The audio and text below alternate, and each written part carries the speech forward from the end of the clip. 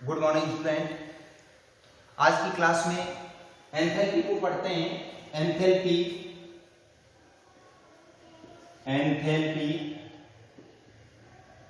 अब देखो, एंथैल्पी जो होती है वो भी एक प्रकार की एनर्जी है। और अगर कोई ओपन सिस्टम होता है, अगर कोई ओपन सिस्टम है और उसके अंदर कोई परिवर्तन करते हैं तो वहां पर एनर्जी में परिवर्तन जो होता है उसको किसके द्वारा एक्सप्लेन करते हैं? एंथैल्पी के द्वारा एक्सप्लेन करते हैं। क्योंकि ओपन सिस्टम होगा तो उसमें प्रेशर से परिवर्तन होगा। तो अगर ये कांस्टेंट प्रेशर पर होती है तो उस कंडीशन में क्या कहते हैं? एंथैल्पी कहते हैं। एंथैल्पी के द्वारा उसको डिनोट करते हैं। अब एंथैल्पी को जो रिप्रेजेंट करते हैं वो H से करते हैं। किससे करते हैं? H के द्वारा रिप्रेजेंट करते हैं। चेंज इन एंथैल्पी, देखो, suppose the enthalpy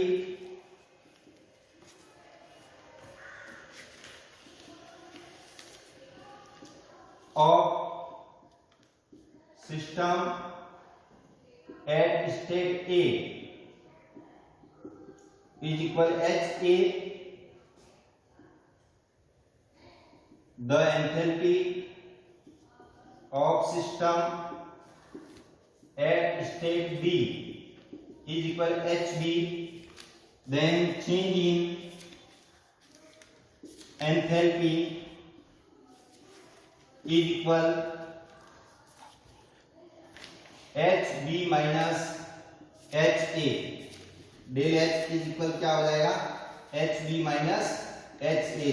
equation number 1। अब we know that H is equal E plus PV. H is equal E plus PV means enthalpy जो है वो किसके बराबर होती है? इंटरनल एनर्जी और उसके जो प्रेशर वॉल्यूम वर्क है उसके योग के बराबर होती है। अब जब HB की वैल्यू को कैलकुलेट करोगे तो HB बराबर क्या हो जाएगा? HB बराबर EB प्लस PBBB। अगर HA कैलकुलेट करोगे तो हो जाएगा EA प्लस PABA। ये दोनों वैल्यू जो है वो जब इक्वेशन नंबर 1 में पुट अप करोगे तो हो जाएगा from equation 1 and 2 del H बराबर हो जाएगा डेल H बराबर HB के स्थान पर क्या लिख देते हैं? EB plus PABA minus HA के स्थान पर क्या लिखते हैं? EA plus PABA। कोष्टक को खोल दो। जब खोलोगे तो क्या हो जाएगा? देखो, डेल H बराबर EB plus PBBB minus EA minus PABA।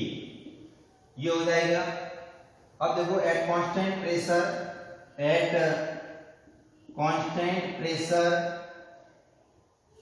जब प्रेशर अगर कांस्टेंट होगा तो क्या हो जाएगा? PA इज इक्वल PB, जिसको किसके बराबर मान लेते हैं?